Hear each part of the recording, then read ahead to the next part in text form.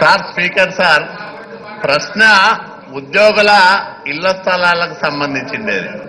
నిన్న జరిగిన ఒక దురదృష్టకరమైన సంఘటన మీద మా పార్టీ అధ్యక్షులు గౌరవ ముఖ్యమంత్రి గారు చాలా స్పష్టంగా వాళ్ళని ఎవరైతే అక్కడికి వెళ్లారో వాళ్ళని వెళ్ళి క్షమాపణ కోరమని చెప్పడం జరిగింది. క్షమాపణ కోరారు. ఆ విషయం అందరితో ముగిసింది. ఈ సందర్భంగా మీ ద్వారా గౌరవ వైఎస్ఆర్సీపీ సభ్యులు నేను ఒకటే అడుగుతాన్నా, మా పార్టీ సభ్యులు ఏదైనా పొరపాటు చేస్తే వెంటనే సవరిస్తా ఉన్నాం. మీ పార్టీ అధ్యక్షుడే విశాఖపట్నంలో అధికారుల మీద దౌర్జన్యం చేశాడు. స్వయంగా కృష్ణా జిల్లా కలెక్టర్ గారి మీద దౌర్జన్యం చేశాడు. మీ పార్టీ అధ్యక్షుడిని మీ పార్టీ నుంచి సస్పెండ్ చేసే సామర్థ్యం మీకుందా? ఆ ప్రకారంగా మీరు తీర్మానం చేయగలరా? మీ పార్టీలో చెప్పండి. అనవసరంగా చిన్న విషయాన్ని తీసుకొచ్చి ఈ శాసనసభలో సంబంధం లేని విషయం గురించి మీరు చర్చించడం అనేది కరెక్ట్ కాదు. స్వయంగా మీ పార్టీ అధ్యక్షుడే అనేక సందర్భాల్లో అధికారుల మీద చాలా దుర్మార్గంగా దౌర్జన్యం చేశాడు.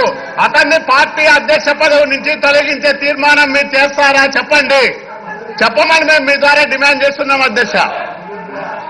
మినిస్టర్ గారు, deputy chief minister revenue please. అధ్యక్ష ప్లీజ్. అధ్యక్ష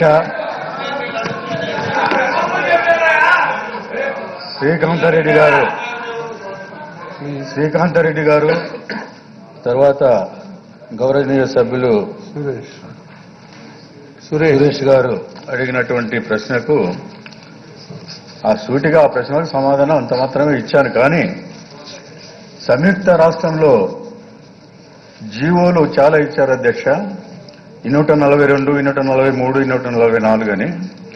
దీంట్లో 244 జీవో గృహ నిర్మాణం కోసం ప్రభుత్వ భూమిని ప్రభుత్వ ఉద్యోగులకు ఇతరులకు ఎంత విస్తీర్ణం గల భూమిని కూడా కేటాయించడంలో క్లారిఫికేషన్ కూడా ఇచ్చారు. అవసరమైతే వాళ్ళకి ఇన్ఫర్మేషన్ కూడా ఇస్తాను.